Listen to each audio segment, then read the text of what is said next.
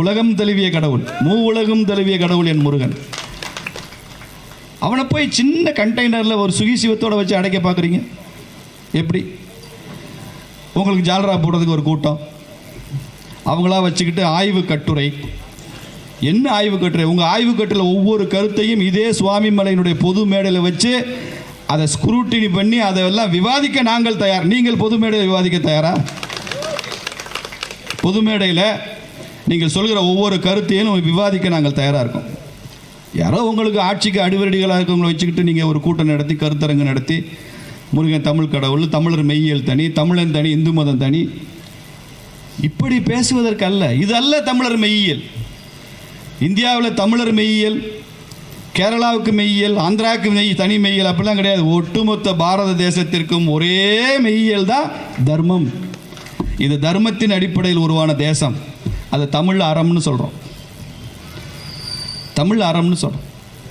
ஒட்டுமொத்த பாரத தேசத்துக்கும் புரிகிற வார்த்தைனா தர்மம்னு சொல்லுவோம். தர்மம் நம்ம இணைக்கும். எது நம்மை தாங்குகிறதோ அது தர்மம், எது நம்மை இணைக்கிறதோ அது தர்மம், எது நம்மை நீடித்து வாழச் செய்கிறதோ அது தர்மம். தர்மத்துக்கு 3 குவாலிட்டி இருக்குது, 3 functions. Dharma is one which unites us, one which holds us, one which sustains us. நம்ம தாங்கிறது தான் தர்மம். அதனால தான் புதுக்கோட்டை பக்கத்தில் ஒரு ஊர் உருவாச்சு, அறந்தாங்கி. அறம்னாலே தாங்கிறது, அதனால அறந்தாங்கின்னு பேர் வச்சுட்டான். எவ்வளோ முன்னோர்கள், நம்ம முன்னோர்கள் எவ்வளோ ஷார்ப்பாக இருந்திருக்காங்க. அறந்தாங்கி, அறம் என்றால் நம்மை தாங்குவது. இந்த அடிப்படையில் தான் நமது முன்னோர்கள் சிந்தித்தார்களே தவிர பிரிவினைவாத அடிப்படையில் சிந்திப்பதில்லை. வட இந்திய கோவில்களில் விபூதி இருக்காது, குங்குமம் இருக்கும். நம்ம ஊரில் முருகன் கோயிலில் விபூதி இருக்கும். அவள் அங்கே காவடி குத்தி கொண்டு அலகு குத்தி கொண்டு ஆடுகிற அந்த காவடி ஆட்டம் இருக்காது. அவங்க முறையில் பண்ணுவாங்க. நம்ம ஊரில் வேறு மாதிரி பண்ணுறோம். நீங்கள் தஞ்சை பெரிய கோயில் கட்டினா ராஜராஜ சோழன், அங்கே சுப்பிரமணியர் சன்னதி யார் கட்டினா? மராத்தா கிங்டம் தான் வந்து கட்டினாங்க. அங்கே விநாயகர் சன்னதி யார் கட்டினா? விஜயநகர எம்பையர் வந்து கட்டினாங்க. நாயக்கர்கள் ஆட்சி காலத்தில் தான் ராஜராஜ சோழன் கட்டினது சிவனுக்கு மாத்திரம்தான். அந்த தஞ்சை பெரிய கோயிலில் விநாயகருக்கு சன்னதி எப்போ வந்துச்சு? நாயக்கர்கள் ஆட்சி காலத்தில் வந்துச்சு. அங்கே சுப்பிரமணியர் சன்னதி எப்போ வந்துச்சு? மராத்தா மன்னர்கள் காலத்தில் வந்துச்சு. சிவசேனாவும் சுப்பிரமணியரும் ஒன்று தான். அப்புறம் என்ன பிரச்சனை உனக்கு? மராத்தா மன்னர்கள் வந்து தமிழ் கடவுள் சுப்பிரமணியருக்கு தமிழ்நாட்டில் பெரிய கோயிலில் அவங்க சன்னதி வைக்கணும்னு என்ன அவசியம்? வேல்யூ அடிஷன் பண்ணணும்னு என்ன கட்டாயம்? இதெல்லாம் தேசம் ஒன்று, தர்மம் ஒன்று, இந்து தர்மம் என்பது ஒன்று. இதையெல்லாம் பிரித்து பார்க்கிறது. நம்ம சொல்றது யூனிட்டி இன் டைவர்சிட்டி, வேற்றுமையில் ஒற்றுமை. நம்மை ஒற்றுமைப்படுத்த கூறுகள் என்ன, காரணிகள் என்னெல்லாம் பார்த்துக்கிட்டே இருக்கிறது தான் நம்ம அம்சம். இதில் என்ன வேற்றுமை இருக்குன்னு பார்க்கறது அவங்க அம்சம். அவங்க டைவர்சிட்டி இன் யூனிட்டி. என்னென்னலாம் நம்மளை பிரிக்கிற காரணிகள். ஒரு வீட்டில் அண்ணன் தம்பியெல்லாம் ஒன்றா இருப்பான், 4 பேர் அண்ணன் தம்பி இருப்பான், ஒரே கூட்டு குடும்பமாக இருப்பான், சந்தோஷமாக இருப்பான், எல்லா மருமகளும் வந்து பேரம் பேத்தியாக இருப்பாங்க. கடைசி ஏதாவது ஒரு விளங்காத மருமகளை கட்டி வச்சுருவான் அந்த வீட்டில். அவன் வந்ததுக்கப்புறம் தான் அண்ணனும் தம்பி வித்தியாசம்னு அவனுக்கு தெரியும். பாரு, உங்கள் அண்ணனுக்கு மட்டும் உங்கள் அம்மா 3 தோசை கொடுத்துச்சு, உனக்கு 2 தோசை. ஓ ஆமாம், வாஸ்தவம் தான். அவர் அன்றைக்கி பூரா மம்மட்டி எடுத்து வயலில் வேலை செஞ்சுட்டு வந்திருப்பார், இவன் பகலில் தூங்கிட்டே இருந்திருப்பான். அவருக்கு 3 தோசை, இவருக்கு 2 தோசை அந்த அம்மா கொடுத்துருக்கும். அது பாரு, உங்கள் அப்பா தீபாவளிக்கு புது ட்ரெஸ் உங்கள் அண்ணன் இந்த அண்ணன் தம்பிகளுக்கு மட்டும் கொடுத்தாரு, உனக்கு கொடுத்தாரா? அந்த மருமகளுக்கு கொடுத்தாரு, எனக்கு கொடுத்தாரா? இப்படி பேசி பேசி பேசி பேசி பேசி வேற்றுமையை வளர்த்து விட்டுரும் அந்த பொண்ணு. அதுக்கப்புறம் வீடு காலி, தனி குடித்திருந்தா. அண்ணன் தம்பி ஒற்றுமை காலி, பிரிஞ்சு போகிறது தான். அப்போ ஒரு கூட்டு குடும்பத்தில் வேண்டாத மனநிலை உள்ள ஒரே ஒரு நபர் அந்த கூட்டத்தில் புகுந்தால் கூட அந்த குடும்பம் எப்படி சிதைவடைகிறதோ அப்படி இன்னைக்கு எல்லாம் தனித்தனி, இது தனி அது தனி, இது அல்ல, 1 அல்ல 2 அல்ல. எங்கள் மெய்யியல் தனி, முருகன் தமிழ் கடவுள் தான், இது ஆரிய கடவுள் இல்லை. முருகன் செந்நிறம் வாய்ந்தவங்க, செந்நிறம் வாய்ந்தவன்.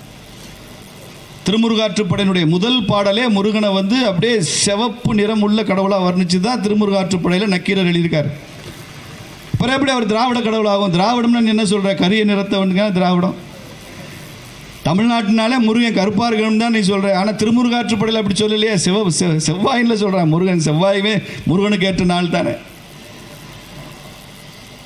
அப்போ இந்த திராவிடம்னு நாம் சொல்கிற கோட்பாட்டுக்குள்ளே முதல்ல முருகனை கொண்டே வர முடியவில்லையே. ஏன்னா அது தர்மத்தின் அடிப்படையில் உருவான கடவுள், சிவபெருமானுடைய நெற்றிக்கண்ணிலிருந்து உருவான ஒரு கடவுள். எதிரிகளை சூரசம்ஹாரம் செய்வதற்கான உருவாக்கப்பட்ட ஒரு இளைஞர் தேவ சேனாதிபதி அவன். திருமுருகாற்றுப்படையினுடைய முதல் பாடலே முருகன் சிவனோட மகன்கிறது தான். முருகன் அக்னியிலிருந்து பிறந்தவன்றதான், 5ல் ஒன்றானவன் அப்படின்னு தான் சொல்லப்பட்டு வர்ணனையே துவங்குகிறது திருமுருகாற்றுப்படையில். சங்க இலக்கியம் சொல்லுது. நீங்கள் அருணகிரிநாதர் சொன்னார்னா அது பின்னால் வந்ததுன்றோம். இப்போ தானே வந்துச்சு, 400 வருஷத்துக்கு முன்னால் அருணகிரிநாதன்றோம். 2000 வருடத்துக்கு முன்னால் அதெல்லாம் இல்லைன்றோம். சங்க இலக்கியத்தில் இந்து மதத்துக்கு இடம் இல்லைம்பான். சங்க இலக்கியங்களில் இந்து மதம் தவிர வேறு எதுவும் இல்லை என்பதுதான் நமது வாதம். திருமுருகாற்றுப்படையில் இருக்குது. உங்களுக்கு தெரியுமா, அகநானூரில் ஒரு பாடல். அந்த பாடலில் ஒரு பையனும் பொண்ணும் கதைப்படி அது தலைவன் தலைவிம்பாங்க. தலைவனும் தலைவியும் ஊரை விட்டு ஓடி போயிடுறாங்க. ஓடி போன உடனே ஊரே பிரச்சனையாகுது, ஒரே அமளி துமளி, எங்கே பார்த்தாலும் அதே பேச்சு, இவங்க 2 பேரும் ஓடிட்டாங்களாம். அதை பற்றி அந்த அகநானூரில் எழுதுன அந்த புலவர் அகநானூர் சங்க இலக்கியம் எழுதுகிறாரு. இது எப்படி இருந்துச்சான், ராமன் தனுஷ்கோடிக்கு வந்தாராம். ராமபிரான் தனுஷ்கோடிக்கு ராமன் வருகிறார் என்று கேள்விப்பட்ட பறவைகளும் விலங்குகளும் புல்லினங்களும் அந்த கடல் அலைகளும் கூட ஆர்ப்பரித்து சத்தம் போட்டுகிட்டே இருந்து கிச்சு கிச்சு கிச்சு கிச்சுன்னு பெரிய சத்தம். ஆனால் எப்போ ராமன் தனுஷ்கோடிக்கு வந்தானோ, அது மாதிரி எப்போ இந்த ஓடிப்போன 2 தலைவனும் தலைவியும் திரும்ப ஊருக்குள்ளே வந்தாங்களோ, இந்த பேச்சே முழுமையாக அடங்கி போச்சு. ராமன் தனுஷ்கோடிக்கு வந்தவுடன் கடல் அலை உட்பட எப்படி எல்லாம் அமைதியானதோ அது மாதிரி அவங்க 2 பேரும் வரும்போது ஊரே அமைதியாச்சுன்னு வர்ணனையா ராமாயணம் அகநானூரில் இருக்குடா லூசு, படிச்சுப்பாரு. அகநானூரில் இருக்கு. காயசண்டிகை பசியை பற்றி மணிமேகலை எழுதியிருக்கார் சீத்தலை சாத்தனார். காயசண்டிகைக்கு என்ன சாப்பிட்டாலும் பசி தீராது. அதற்கு அவர் சொல்கிற உதாரணம் என்ன தெரியுமா, ராமன் இலங்கைக்கு போகிறப்ப பாலம் போட்டானே, எப்படி ஒவ்வொரு கல்லாக தூக்கி தூக்கி தூக்கி அந்த வானர சேனை போட்டு போட்டு எவ்வளவு கல் போட்டும் கூட அந்த கல்லையும் தாண்டி கடல் மேலே எழும்பி வந்து அந்த கடல் மேலே பாலம் அமைப்பது சிரமமாக இருந்ததோ, அது மாதிரி இந்த காயசண்டிகைக்கு எவ்வளவு பசி சாப்பாடு போட்டாலும் போட்டாலும் போட்டாலும் எப்படி அந்த சேது பாலம் கட்டுறதுக்கு கஷ்டப்பட்டான ராமன், அது மாதிரி காயசண்டியை கஷ்டப்படுறான்னு மணிமேகலையில் இருக்குது. மணிமேகலை சங்க இலக்கியம், 5 பெருங்காப்பியங்களுள் ஒன்று மணிமேகலை. ராமாயணம் இருக்குது, மகாபாரதம் இருக்குது, எல்லாம் சங்க இலக்கியங்கள் இருக்குது. நான் பக்தி இலக்கியங்களை பற்றியே பேசவில்லை. என்னை விட இதை பற்றி ரொம்ப நன்றாக அண்ணன் அர்ஜுன் சம்பத்து பேசுவாங்க, அவர் இதில் அத்தாரிட்டி. அப்படி சங்க இலக்கியங்கள் இருக்குது. முருகன்னா என்ன பேர்? முருகன்னாலே நறுமணம் உள்ளவன் அர்த்தம். முருகு அப்படின்னா வெறும் அழகுன்னு மாத்திரமல்ல, நல்ல மனம் உள்ளவன் அப்படின்னு அர்த்தம். ஏன் அந்த வார்த்தை வந்தது? ஸ்கந்தன் அப்படிங்கிற வடமொழி சொல்லு, ஸ்கந்தம் கந்தம் அப்படின்னா நறுமணம்னு அர்த்தம். இப்போயுமே நீங்கள் வீட்டில் வந்து அந்த விநாயகருக்குன்னா பூஜை பண்ணுறீங்க, இதெல்லாம் பண்ணுறீங்கன்னா அந்த கந்தம் எடுத்து வைப்பீங்க. கந்தம் சுகந்தம் தர்ப்பயாமி அப்படிலாம் சொல்லுவாங்க. கந்தம்னா நறுமணம், கந்தம். அந்த ஸ்கந்தம்ன்ற வார்த்தை ஏன் வந்துச்சுன்னா, ஸ்கந்தன் அப்படின்னா என்ன அர்த்தம் தெரியுமா உங்களுக்கு? முருகனுடைய சிறப்பு பாருங்கள். அப்படி போர்னா விளையாட்டுன்னா அப்படி துள்ளி குதிச்சு ஓடி அப்படி குதிச்சு அப்படி எந்திரிப்பான் பாருங்களா, எப்படி ஒரு அருவி தண்ணீர் அப்படி கொட்டி அப்படியே மறுபடியும் அப்படி துள்ளி எந்திரிச்சு போகும்ல, அப்படி ஓடுற குணமுள்ளவன் முருகன். அதுதான் அந்த ஸ்கந்தம்ன்ற வார்த்தைக்கு அதான் அர்த்தம். ஒரு பந்து அப்படி மேலே வந்து எறிகிறீங்க, தரையில் பட்டோன்னு அப்படி துள்ளி குதிச்சு எந்திரிக்கும்ல, அப்படி அதுதான் ஸ்கந்தம்ன்றது. எதிராளி தன்னிடம் வந்து கத்தியை நீட்டுற வரைக்கும் காத்திருப்பவன் அல்ல முருகன். எதிராளியை கண்ணில் பார்த்த உடனே துள்ளி குதித்து ஓடி போய் சம்ஹாரம் செய்து விடுவவன் ஸ்கந்தன். அவங்க வரைக்கும் வெயிட் பண்ணக்கூடாது. அதே தான் 2026 தேர்தலில் ஒரு ஜனநாயக சம்ஹாரம். எதிரியை நாம் வாக்களித்து வீழ்த்த வேண்டும் என்பதுதான் இன்னைக்கு சம்ஹாரமே, சூரசம்ஹாரம். வாக்களித்து வீழ்த்தணும். ஜனநாயகத்தில் வாக்குச்சீட்டுக்கு உள்ள பலம் இருக்கு. இது 1000 அணுகுண்டை விட பலம் வாய்ந்தது. ஆனால் இந்த நீதியரசருடைய தீர்ப்போ இதற்கு முன்பு இருந்த தீர்ப்புகளோ சரியா எந்த ஆண்டில் நிறுத்தினாங்க அப்படின்னு எந்த தீர்ப்பில் இல்லைங்க. 1920 தீர்ப்புலேருந்து கூட இல்லை. 1920லும் தீபத்தூண் இருந்துச்சு.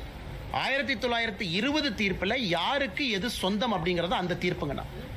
ஆனால் இன்னைக்கு அங்கே இருக்கக்கூடிய அர்ச்சகர்கள் என்ன சொல்கிறாங்க, எங்கள் அப்பா எங்கள் தாத்தா அவர்களுடைய பேச்சை வச்சு நாங்கள் சொல்கிறோம், இது சராசரியாக 1920 காலகட்டத்திலிருந்து ஏற்றப்படவில்லை அப்படிங்கிறது அவங்க கருத்து. அப்படின்னா 105 வருஷம், 105 இயர்ஸ்.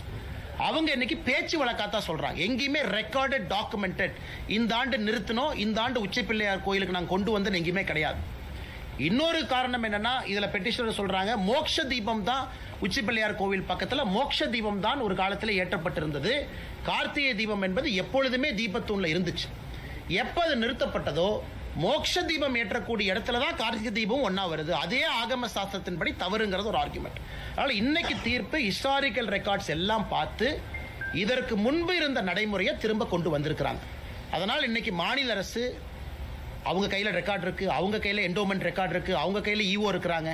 ஈஓ வந்து 3ஆம் தேதி நான் 3ஆம் தேதி 2ஆம் தேதி ஃபைல் பண்ணது, 1ஆம் தேதி தீர்ப்பு வந்து 2ஆம் தேதி ஃபைல் பண்ணது பார்த்தீங்கன்னா ஒரே ஒரு பேஜை மட்டும்தான் ரெஜிஸ்ட்ரியில் ஃபைல் பண்ணுறாங்க. அதையும் நீதிபதி சுட்டி காட்டுறாங்க. ஒப்புக்கு சப்பானியா ஈஓ வந்து ஒரு பேஜை ஃபைல் பண்ணிட்டு ஓடிட்டாரு. அதுவும் இன்அட்மிசிபிள். ஸோ ஈஓவை பொறுத்த வரைக்கும் 1ஆம் தேதி தீர்ப்பு கொடுத்தா 2ஆம் தேதி அப்ஜெக்ட் பண்ணும், போய் பேப்பர் கொடுத்து வந்துட்டார். எந்த வித சப்போர்ட்டிங் டாக்குமெண்ட் இல்லை. அப்படி தான் இன்னைக்கு ஈஓ இருக்கிறாங்க. அதாவது 1ஆம் தேதி அவங்க சிஏஎஸ்எஃப் அனுப்பல. 1ஆம் தேதி போலீஸ் கமிஷனருக்கு டைரக்ஷன் கொடுக்கிறாரு. டிசம்பர் 1ஆம் தேதி கலெக்டருக்கு டைரக்ஷன் கொடுக்கிறார். 2ஆம் தேதி அவர் கையில் எடுக்கல. 2ஆம் தேதியும் லோக்கல் போலீஸ் தான் இருக்கிறாங்க. 3ஆம் தேதி தீபம் ஏற்றப்படவில்லை என்று தெரிந்த பிறகு 6/5க்கு தான் அவர் சொல்றாரு, 6/5க்கு தான் சொல்றாரு இந்த மாதிரி வந்து சிஏஎஸ்எஃப் கொடுக்கிறோம். இது வந்து அப்பீல் அந்த டிவிஷன் பெஞ்சில் ஜெயச்சந்திரன் ராமகிருஷ்ணன் அவங்ககிட்ட அந்த கேள்வியை கேட்கும் பொழுது நீதியரசர்கள் சொல்றாங்க, the service of CASF was provided only because the state police refused to give protection and comply with the court direction. In case the state missionary disobey the court order and refuse to give protection, the court cannot stand helpless.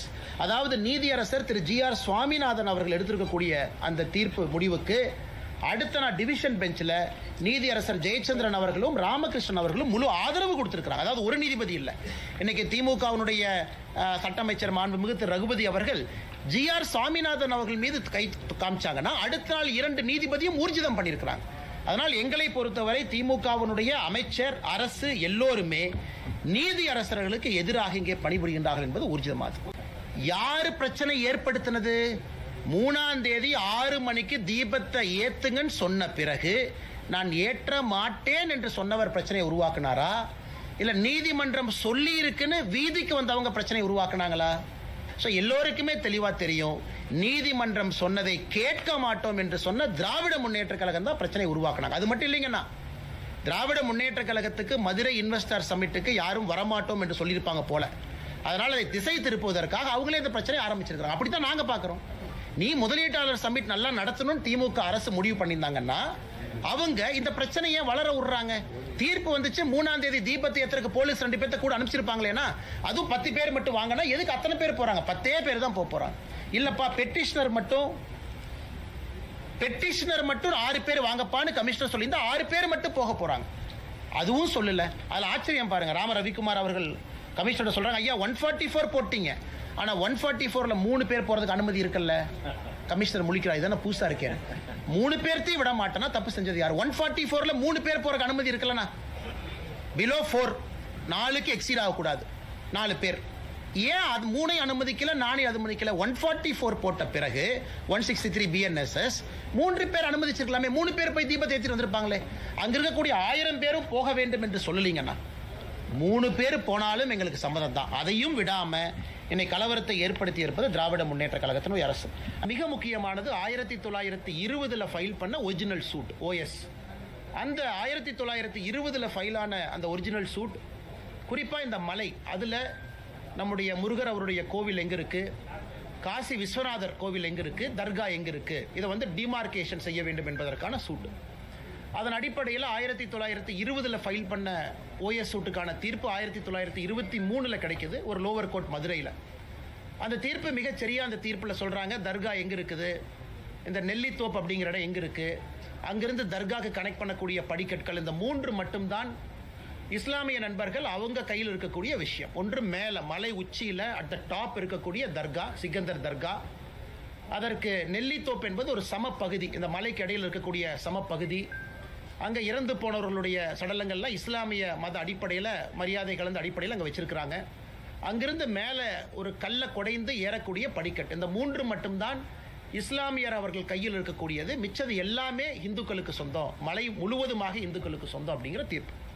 அதை எதிர்த்து 1923 வந்த தீர்ப்பை எதிர்த்து Madras high court வர்றாங்க. 26 Madras high court இந்த மதுரை கீழே இருக்கக்கூடிய lower court கொடுத்த தீர்ப்பை ஸ்டே பண்ணுறாங்க.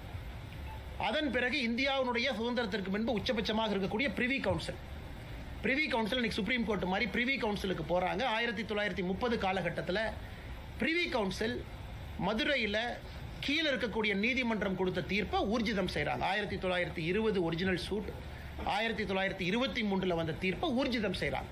இந்த நெல்லித்தோப்பு என்கின்ற இடம் இஸ்லாமியத்துக்கு சொந்தமானது, மேலே இருக்கக்கூடிய தர்கா அது அவர்களுக்கு சொந்தமானது, மேலே ஏறக்கூடிய படிக்கற்கள் அவர்களுக்கு சொந்தமானது. மற்றபடி இந்த மலை முழுவதுமாக இந்து சமுதாயத்திற்கு, குறிப்பாக இந்த கோவிலுக்கு சொந்தமானது.